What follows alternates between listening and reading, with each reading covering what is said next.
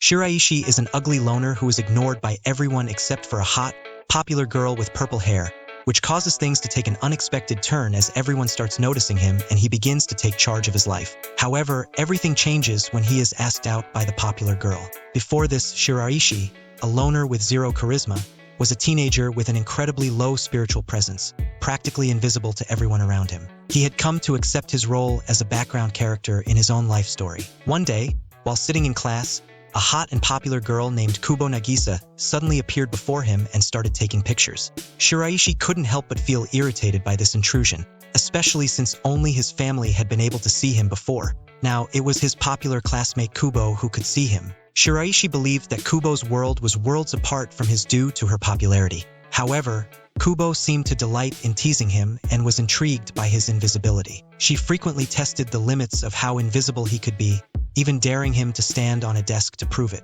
Her antics caught the attention of the teacher and the entire class. Amid the chaos, Kubo's friend called her to their next class, and they left Shiraishi behind. Later, Kubo and her friends discussed Shiraishi extensively on their way home. The following day, Kubo sought out Shiraishi again and boldly sat on his lap in class, confident that nobody would notice. Shiraishi was surprised and shy about the situation but was amazed when no one in the class seemed to notice Kubo sitting on him. As they stayed in class, Kubo made Shiraishi stand and answer a question when she raised her hand. This drew surprised reactions from many students who didn't even realize Shiraishi was present due to his usual invisibility. Shiraishi found himself struggling to determine whether Kubo was a friend, a bully, or simply using him for her amusement. Meanwhile, Kubo attempted to obtain Shiraishi's phone number but was consistently interrupted by her friends, who couldn't see Shiraishi's presence.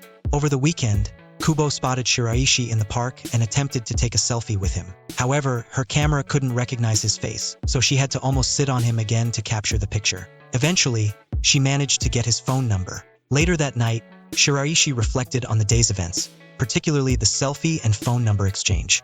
To his surprise, he received a text from Kubo. Being unused to texting people, he was taken aback when she asked if they could hang out sometime. Shiraishi agreed, but Kubo's older sister immediately noticed Kubo's happiness after she had taken a bath. Shiraishi, Kubo, and other students went to the gym. Consequently, Shiraishi complained about feeling tired. He met Kubo in the corridor, who gave him a scented towel and secretly relished the fact that they now smelled identical. Suddenly, amid their chat, Kubo's friend called her, prompting her to head over to her friends. Kubo's friends were surprised by how happy she seemed, and she simply smirked in response. Later, at Shiraishi's house, he said goodbye to his mother and went shopping for manga. However, upon reaching the manga shop, the automatic door failed to detect him passing by. Kubo noticed the issue and assisted him by opening the door. Upon seeing his favorite manga series, Kubo asked if she could borrow them, and Shiraishi agreed. Kubo then requested that he bring them to school the following day. After obtaining the manga, Kubo realized that their homes were only 5 minutes apart and suggested they walk to school together. The two proceeded, and upon reaching Kubo's house, Shiraishi gave her some manga. The next morning, Kubo woke up early to meet Shiraishi and used her sister's hairspray. However, while having breakfast, her sister Akina noticed Kubo wearing perfume and teased her about trying to get cultured, also wishing her luck. Kubo was a bit flustered but continued to school. When she finally met Shiraishi after a long wait, Kubo was mildly disappointed when he didn't notice the perfume. Nevertheless, they continued, with Shiraishi pondering that it was his first time walking to school with a classmate. Meanwhile, they found a bench to wait since they still had time. When they sat down, Kubo's friends Suzuki and Tama arrived and greeted her. However, they didn't notice Shiraishi until Kubo pointed him out, and once she did, they finally noticed him. The four of them then proceeded to school. After school, Shiraishi's invisibility led to a car splashing him with a puddle. Needing a shower, he returned home but had lost his key. Kubo kindly invited him to shower at her house, and though he wasn't thrilled with the idea, he agreed. Shiraishi awkwardly accepted, but Kubo felt embarrassed when he spotted her bra in the laundry. After their showers, Kubo wore her gym tracksuit, and Shiraishi thanked her for letting him use her bathroom and swimsuit before departing. Kubo noticed that Shiraishi's hair was still wet, so she advised him to dry it before leaving, which he agreed to. Afterwards, they said their goodbyes, and Shiraishi walked home, hyper-aware that he was wearing Kubo's clothes. Shiraishi returned Kubo's tracksuit, and that's when Kubo learned that Shiraishi was only 1 inch taller than her. She teased him, mentioning that in couples, the boy is generally 6 inches taller. It was almost the end of the semester, and Shiraishi, Kubo, and the other students were in class submitting their tests to their teacher, Mr. Unsensi. After the test, Shiraishi said goodbye to Kubo, mentioning that he had some plans to attend to. Meanwhile, on her desk, Kubo's friends Tama and Izuki showed up to ask her how the test went. Later, after school, Shiraishi was with his younger brother, Sita, when a certain woman appeared, thinking that the baby was alone due to Shiraishi's invisibility. He quickly revealed himself and informed the woman that the baby was with him. Kubo suddenly spotted Shiraishi at the park with his much younger brother, Sita. She approached him, carrying a drink in her hands. Sita insisted that they all share a drink, though Kubo noticed that Shiraishi only pretended to drink and correctly guessed that he was embarrassed by the indirect kiss. Later that night, Shiraishi was reading his manga since it was cold. After some time, he went to the convenience store to buy a mega poster. However, at the store, Shiraishi was embarrassed as the magazine containing the poster had a bikini model on the cover. Suddenly, Akina, Kubo's sister and an employee at the store, appeared. She immediately told him that the magazine he was holding was for adults. Shiraishi pointed out that he was putting it back since someone else had left it, so Akina sold it to him, but had no idea he was Kubo's friend. Shiraishi was shocked that Akina could see him. After buying it, he said goodbye to her and left. However, Akina noticed that he had dropped his student ID. When Akina returned home, she gave the ID to Kubo to return it, commenting that he had bought a magazine with images of large melons. This surprised Kubo, who had medium-sized melons herself. She asked Shiraishi if he preferred large breasts and covered her embarrassment by teasing him. They arranged to spend Christmas Eve together shopping. Upon arriving, Kubo revealed that she had bought him a gift. Shiraishi rushed to buy her a gift as well, choosing gloves that matched her outfit. Kubo felt self-conscious about buying Shiraishi a bright yellow vest designed to make him more noticeable. Shiraishi was having a good time with Sita when, out of nowhere, Kubo appeared and interrupted their play. Shiraishi was just having fun, and Kubo began recording a video that captured Shiraishi's embarrassment without holding back. The following day at school, something unusual occurred between Shiraishi and Kubo. Shiraishi accidentally wore mismatched socks, but only Kubo noticed. In return, Kubo wore tights because her socks were still damp from the previous day. Shiraishi couldn't help but stare at her a bit too long, and Kubo teased him with a playful grin during class. During their uneventful homework session, Shiraishi observed a slight change in Kubo's behavior, which piqued his curiosity. After school, Kubo invited Shiraishi to a nearby store to try a fancy drink, saying she needed his help to avoid mistakes with the order. Shiraishi hesitated at first, tempted by the idea of becoming more cultured, but Kubo, with a slight grin, decided to taste Shiraishi's snack before leaving. This left him contemplating whether to pursue this new connection or avoid it. Just as he was deliberating, an unexpected collision caused him to drop his snack, an event that went unnoticed by the two girls who had jostled him, remaining oblivious to his presence and reinforcing his unusual invisibility. On Valentine's Day, Shiraishi didn't expect much. He felt he wasn't quite ready yet. However, he discovered a solitary chocolate heart at his desk, which seemed ambiguous and led him to dismiss it as a misplaced treat. A puzzling thought made him wonder if Kubo might be the mysterious giver. In a twist of fate, Kubo appeared, and Shiraishi struggled to express his doubts about the unlikely notion of someone giving him Valentine's chocolate. With bated breath, he couldn't believe anyone would make such a gesture toward him. However, Kubo cleverly spotted the hidden chocolate beneath his desk and attributed it to a secret admirer, leaving Shiraishi puzzled about the identity of this mysterious benefactor.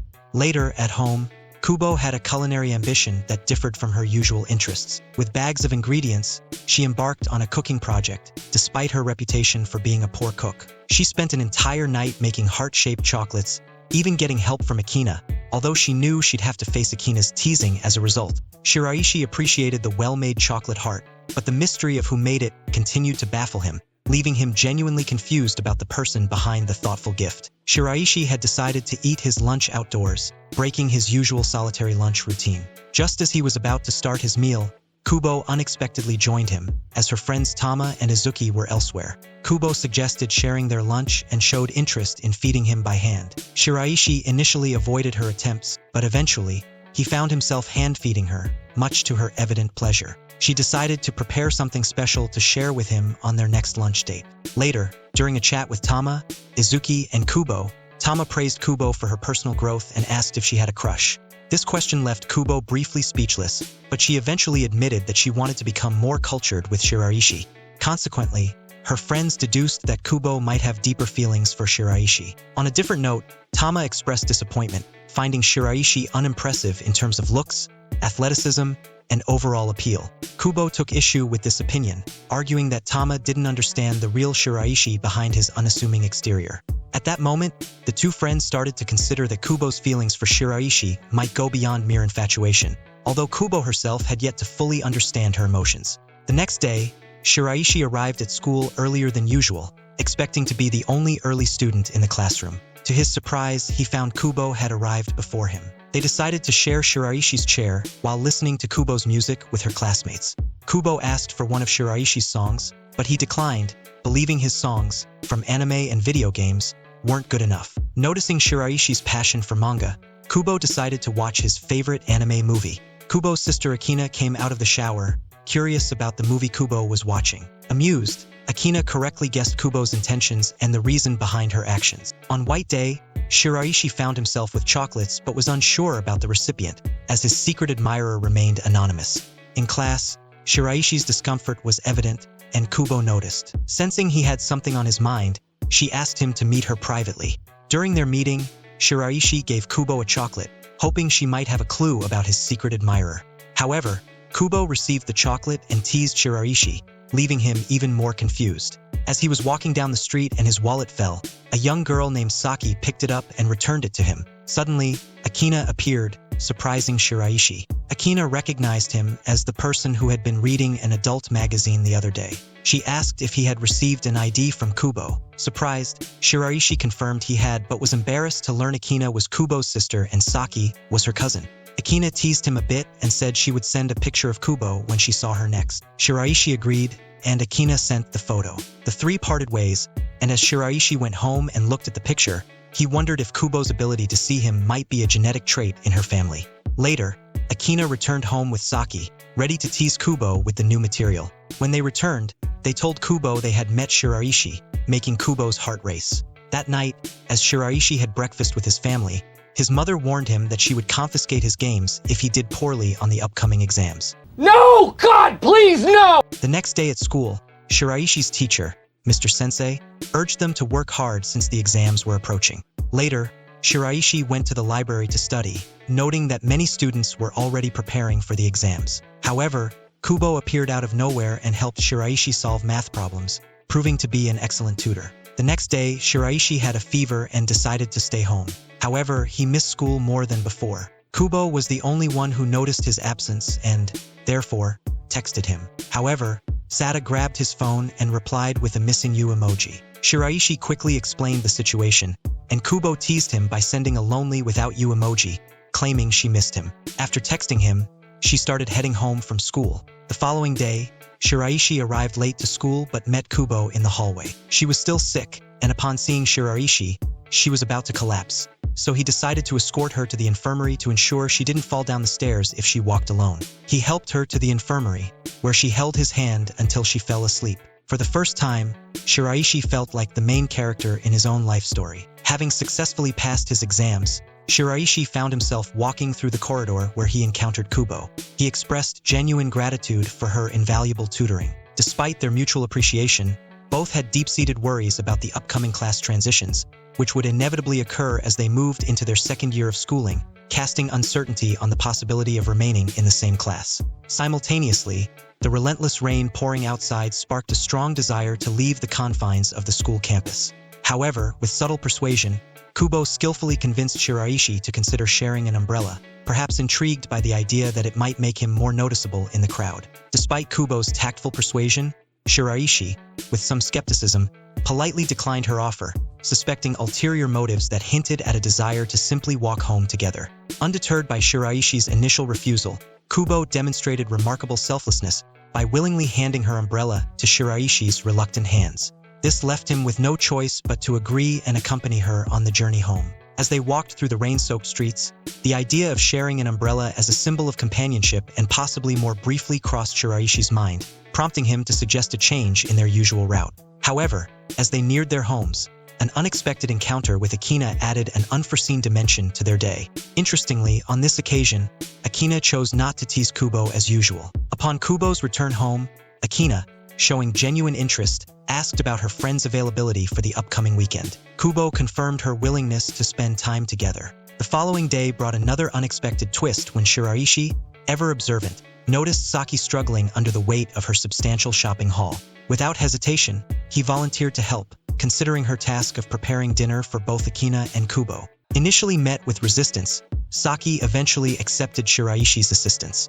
As time passed and Saki had yet to return home, a palpable sense of anxiety began to creep into Shiraishi's consciousness. 30 minutes past the appointed time, his mounting apprehension reached a breaking point, causing him to raise his voice in frustration. Fortunately, Akina stepped in, providing the support necessary to help him regain his composure. After this tense moment, Saki took the opportunity to question Shiraishi about the nature of his relationship with Kubo. In response, Shiraishi, with a nonchalant air, insisted that they were just classmates. However, an inadvertent slip of Kubo's first name, coupled with her unmistakable reaction, led Shiraishi to subtly discern that their connection transcended the boundaries of conventional classmates.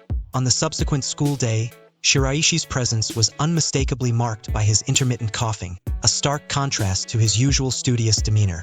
In an unfortunate turn of events, he also grappled with the loss of the spring from his pen, an essential tool for his academic endeavors. In this moment of vulnerability, Kubo, with remarkable thoughtfulness, deliberately handed him a rabbit-themed toy pen that resembled her own, eliciting a genuine smile when he used it. Shiraishi couldn't help but admire the undeniable cuteness of this thoughtful gift. Later that evening, a casual sleepover took place at Kubo's home with Tama and Izuki as guests. During their gathering, Tama and Izuki engaged in a heartfelt discussion about the impending class changes, expressing concerns about the prospect of being separated from their cherished friends.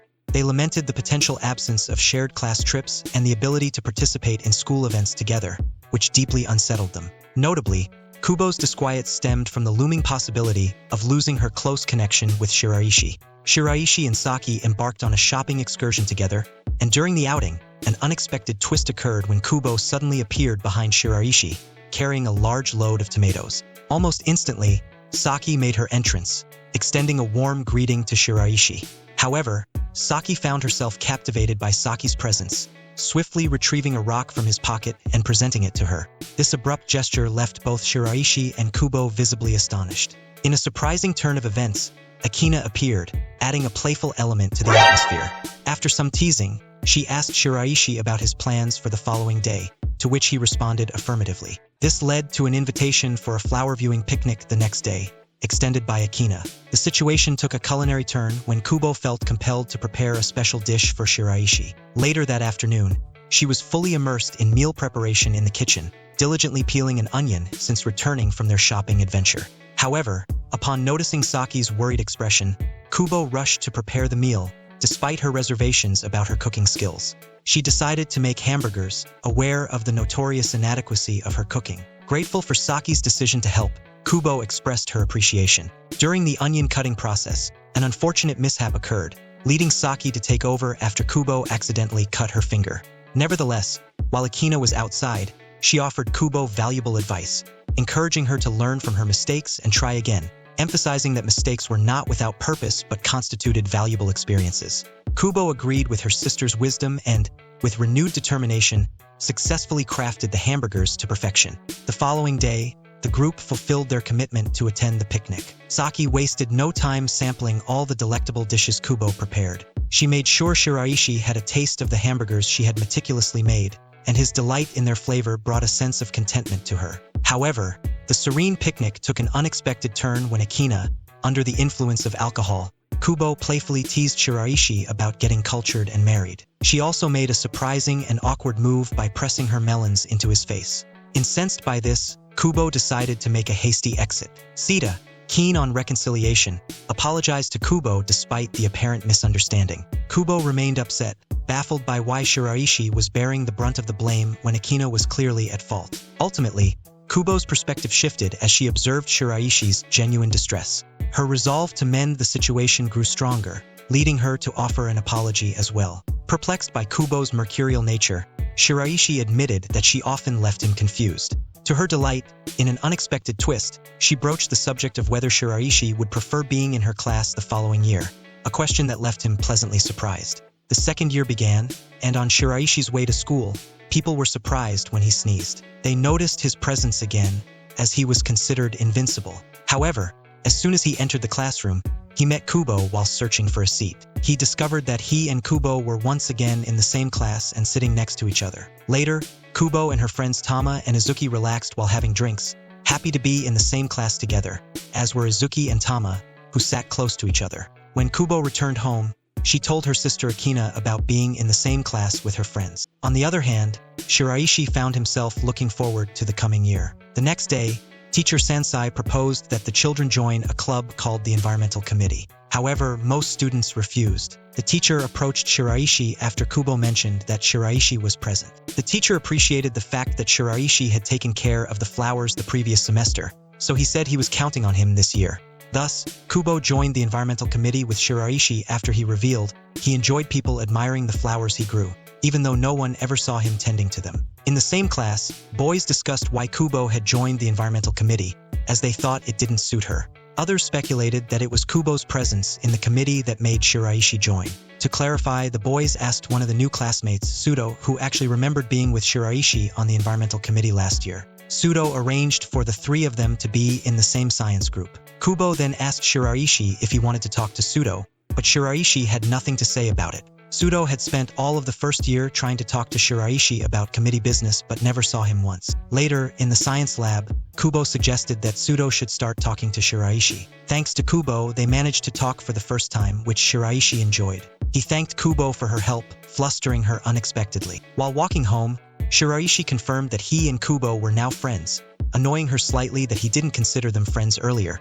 Kubo, having successfully won the staring contest against Shiraishi and earned the right for him to greet her first in the morning as a forfeit, eventually found herself in a peculiar situation. Some time later, as Shiraishi was enjoying the refreshing spring air, classmates accidentally covered him in chalk dust without noticing him. However, the two guys who caused this mishap later apologized. After the chalk dust incident, Shiraishi sought refuge in the bathroom to clean up, but to his surprise, Kubo promptly followed him and, with nimble hands, brushed the dust from his hair. During this impromptu cleanup, she playfully teased him for fussing over girls with ponytails. Meanwhile, Kubo couldn't help but notice that Shiraishi had grown taller, prompting her to insist on comparing their heights against a wall. As they found themselves in this height-comparing situation, it inadvertently led to an embarrassing wall-slapping position, causing Shiraishi to flee in utter embarrassment. Unbeknownst to Shiraishi, this encounter flustered Kubo to the point where her knees went weak. The next morning, to Kubo's delight, Shiraishi greeted her first, bringing a smile to her face before their physical exams. Kubo borrowed Shiraishi's tracksuit jacket, which left him perplexed. It turned out that girls wearing their boyfriends' jackets had become a trendy gesture. Notably, Shiraishi had grown by 3 centimeters while Kubo had remained the same height. In another encounter, Akina came across Shiraishi secretly shadowing Sudo, who was on his first errand to buy eggs by himself. This scene triggered a fond memory of Kubo's first egg-buying errand, which ended with Kubo breaking her eggs. However, Kubo's tears were quickly pacified when Akina gently stroked her head. Akina also subtly hinted to Shiraishi that Kubo still cherished having her head stroked and that it could reliably soothe her if she ever became upset. To join in for a movie, which left Shiraishi feeling flummoxed, especially when she encountered him with her hair in a ponytail. Despite her surprise, Shiraishi reluctantly agreed. As they boarded the overcrowded train, circumstances forced them to sit in a position that could easily lead to them getting close, causing Shiraishi to assume an uncomfortable position to avoid contact with Kubo. Unfortunately, the cramped conditions also made Shiraishi a target for oblivious commuters who repeatedly jostled him. Inside the train, a few guys attempted to make moves on Kubo, infuriating her.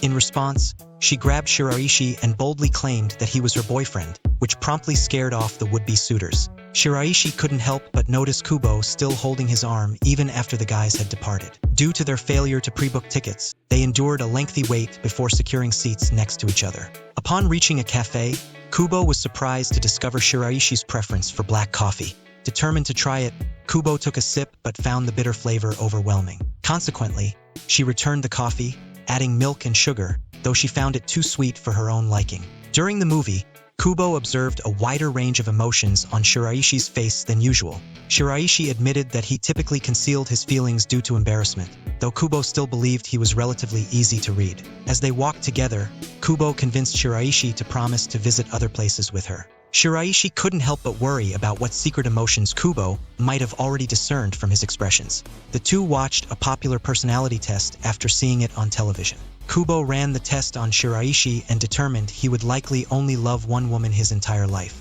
On the other hand, Shiraishi ran a different test on Kubo, revealing she wanted lots of children, causing her to leave early out of embarrassment. The following day, Akina noticed Kubo growing up more every day and felt nostalgic about her childhood memories. On Shiraishi's birthday, while daydreaming about cake, Shiraishi's stomach growled so loudly that the entire class noticed. Amused, Kubo gave him birthday-themed chocolate to settle his stomach, surprising him that she remembered his birthday was in April. She also gave him a soft toy, so he awkwardly promised to buy her a gift for her birthday in August. The fact that someone actually remembered his birthday made him so happy that he hid his face so she wouldn't see him smiling. Shiraishi started to really wonder why only Kubo could see him so easily. Kubo reminisced that she first learned of his invisibility after seeing him in Tama's middle school yearbook, after which she began seeing him all the time and found his invisibility funny. When she was assigned the seat beside him and actually spoke to him, his reaction amused her so much that she decided to do it every day from then on. Will Kubo and Shirai be brave enough to go public with their date, or will they keep it private? If you've made it this far, let's confuse the fake fans by dropping a RIP Kubo in the comments. Enjoyed this recap? Let me know in the comments, hit the like button, and share it with your friends. Don't forget to subscribe and, most importantly, turn on the notification bell so you won't miss the next recap when it's out. Thanks for watching and see you next time.